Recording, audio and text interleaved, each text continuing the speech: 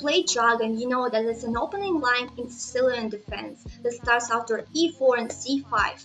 Even though it's a very popular opening, it's a rare guess on a high level. Grandmasters rarely play Dragon with black pieces because if white knows the theory well, they can actually get a very good position.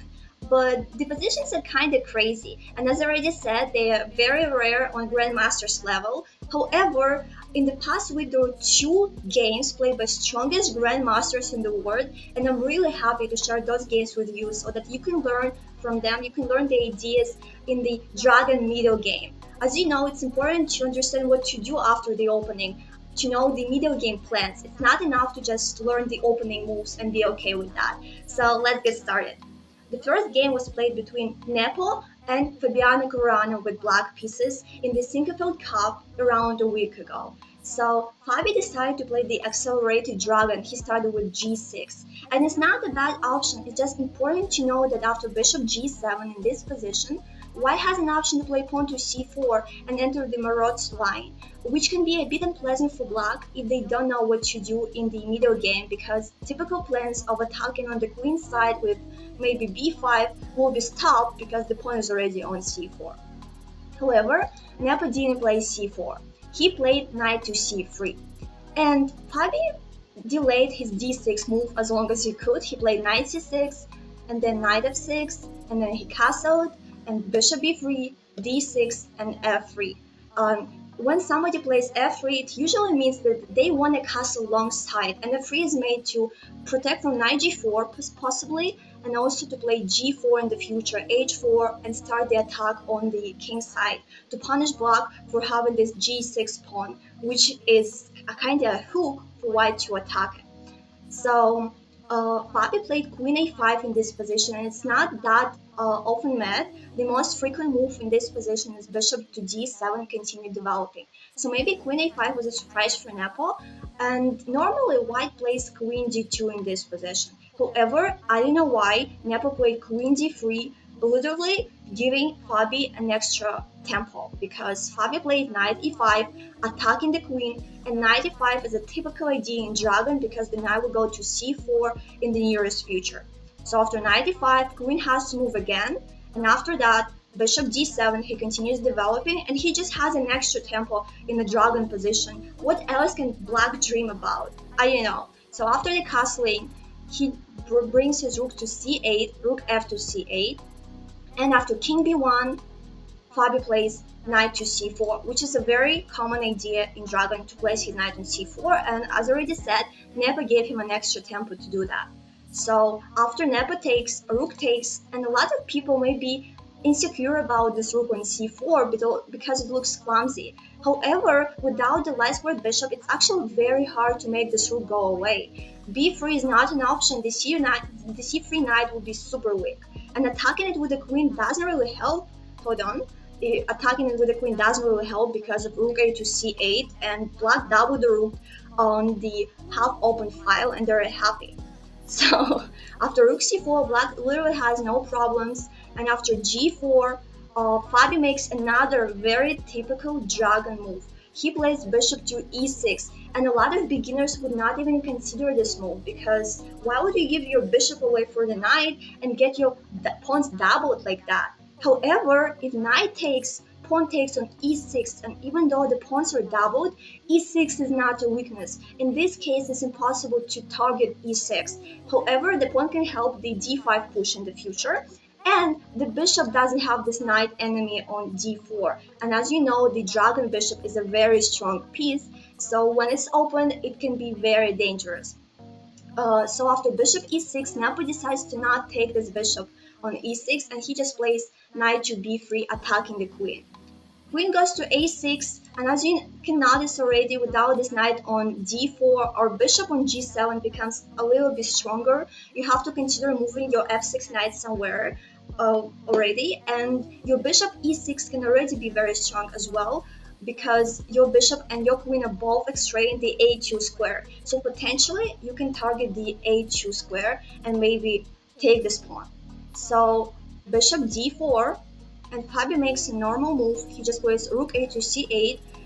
And can you complain about the position your black has? I mean, black pieces are perfect.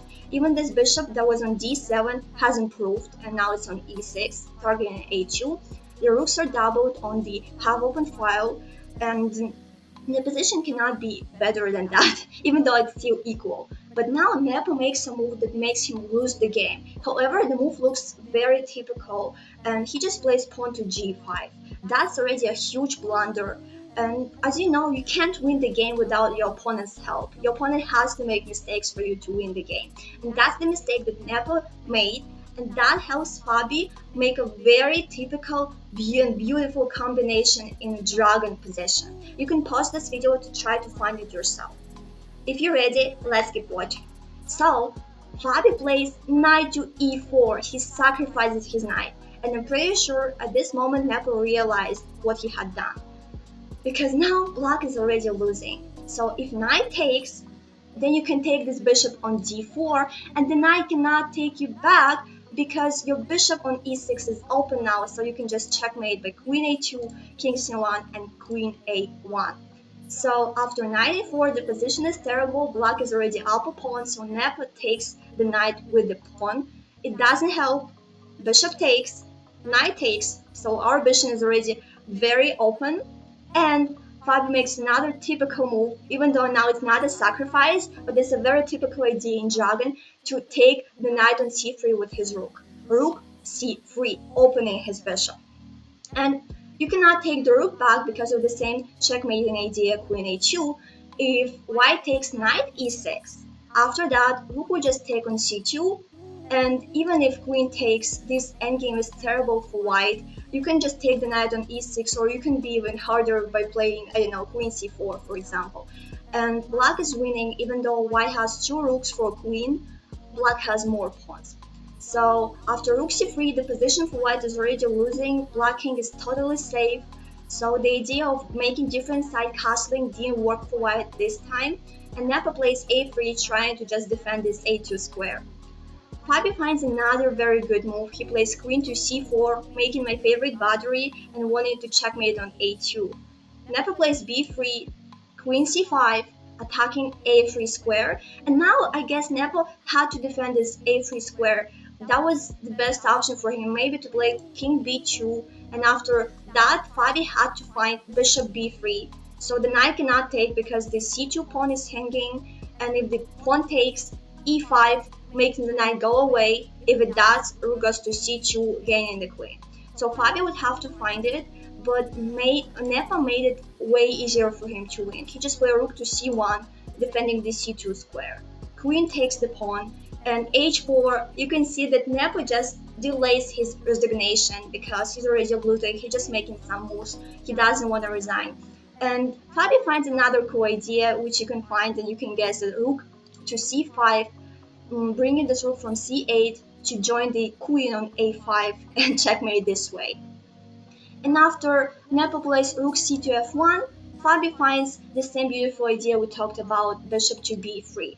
And after that, Nepo resigns. It's so beautiful because no matter how white takes on b3, let's say with the pawn, we just take with the rook, and after knight takes, queen takes, and if queen blocks, a lot of you might have stopped calculating the line on this point, thinking that nothing works, white is defended, but it's not true. You can see that black has a move queen to d3 check, so the white king has to go to the a file, and after that rook a5 check, forcing white to give the queen away, and that endgame is winning for black. So that is why Nepo resigned, and Fabi used all the typical Dragonish ideas in this game, which I really love. First of all, he used the idea of bringing the knight to c4, then he used the idea of playing bishop e6, and finally the knight e4 sacrifice, which is so beautiful, and you must know this idea if you want to play Dragon and if you want to win your games and enjoy your games. Rook c3 is also a very typical idea that you need to know. The second game that we're going to be talking about is the game between Najer and Dubov, two Russian Grandmasters that play in the Russian Superfinal a couple of days ago. So Dubov decided to play normal Dragon, unlike Fabi, who chose the accelerated Dragon. And you can see that the position is quite common, and it can happen in your game as well if you play this kind of Dragon. Bishop e3, bishop g7, and white played f3, showing that they intend to castle alongside. So here Dubov used something that is not that typical in this position. He actually played h5 right away. I don't know if you have ever seen this move. Normally black castles so plays knight c6 or even pawn a6 doing some sort of dragon slash Najer. But he started with h5 with the idea to stop the g4 pawn from coming, and that's kind of typical for Najer, so maybe that was surprising for white. White played bishop c4, and now Dubov played a6. Once again, some Najer ideas here, maybe to play b5 in the future, so white plays a4. And this game that Dubov played is not a typical dragon. Nevertheless, the ideas are so beautiful and it's so worth watching. So Dubov plays knight to d7, and that's again not typical for dragon. Normally your knight goes to c6, but here knight goes on d7, and after the castling, Dubov played queen c7. I wanted to mention that here white already castled short side because they played a4, and their idea is to play g4 are no longer that good, so white castles short side instead. Queen c7, bishop a2, running away from some knight c5 ideas in the future. And here, Najer, the player that was white, decided to be aggressive right away. I'm not sure if that was the best option because it allowed Dubov to do what he did. b6, very beautiful and interesting to develop his bishop to b7 now that the knight is blocking it on d7. So the bishop's taking another longest diagonal. And here, Najer decides to play f5, and that can look very intimidating for a lot of people. And all I want to say is that you don't want to take such pawns on f5. If you take it, you literally help white attack you by playing knight f5, bringing the knight closer. The next move can be knight to g5. The entire position will be open and your king is in the center. You don't want to do that to your king. So after f5, Dubov does something very typical that I also wanted you to know. He plays pawn to g5. It looks like he sacrifices this pawn on g5, but if the bishop decides to take, then he has some counter tactics, a way to gain the pawn. He doesn't want to take on e4 immediately because it opens his position, and rook on e1 will be targeting your king on e8. You don't want to do that. So after bishop g5, you have queen c5 move targeting the knight. So if something like bishop e3 happens, you can even move knight g4, opening your bishop and creating problems for white.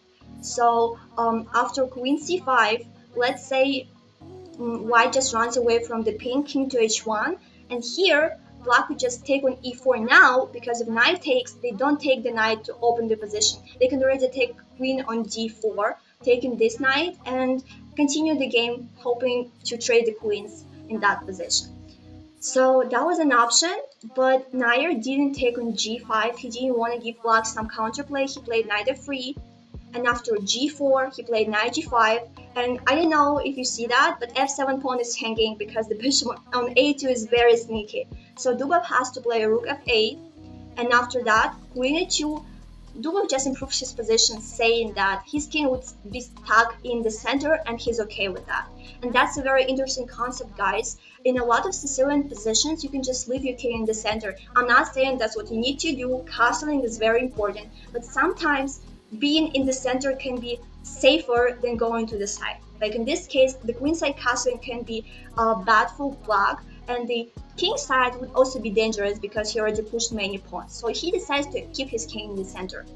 So rook c8, a typical move in dragon, improving his rook, and now knight e5, also improving his knight. Nothing to complain about. And now white plays queen to f2, attacking the pawn on b6. And instead of defending it in any way, Dubov makes a very interesting and provoking move. He plays queen b8. Like, what? Actually, that was just a decoy, so white shouldn't have taken the pawn on b6, but Najer did, and now black gets his counterplay. He plays bishop h6, attacking the knight cannot go away, so the bishop has to go back, so black won a tempo by doing so, and he finds another cool move, pawn to g3, freeing the space g4 for his knight. Taking over the pawn is bad because after knight g4, any knight, queen e2, you can take on e3, and then play rook g8, and you just gain this knight on g5. So after g3, white decided to take with the queen, Rook g8, the same idea. Now the g5 is open for black to attack.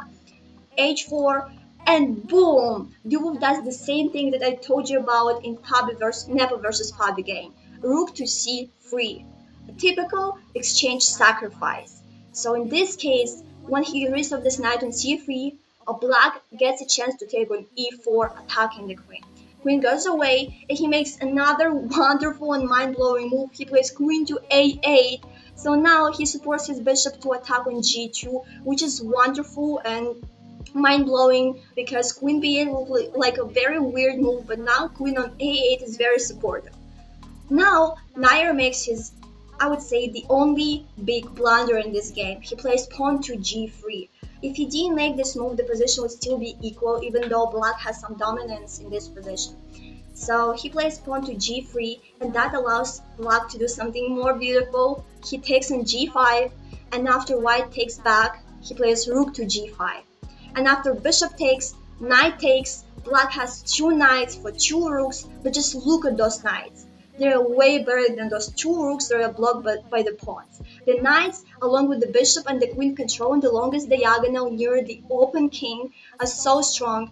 Knight f3 is afraid to gain the queen, so white plays rook to d3, trying to give the rook away, and after queen a7, white resigns. It's a check. If the king goes away, the position would be terrible because knight g4 would be a checkmate. And you might wonder why white doesn't want to block queen e3, for example, because it looks like a normal way to trade, and after the trade, white doesn't have such a losing position anymore. In fact, they have two rooks versus two knights. But here, Dubov would have made a brilliant move. He would have played knight to g4, sacrificing his queen on a7, and after that, knight h3 is a checkmate. Two knights with the bishop winning against a queen and two rooks, and that is so beautiful. So that's the end of the game, and even though Dubov's game was more of an unusual kind of dragon, it was definitely beautiful and worth watching for anybody who wants to improve their dragon level. Thank you for watching it, and let me know if there is any other dragon game you have in mind that you want me to show in my videos, or if you have any questions regarding those two games that you just watched.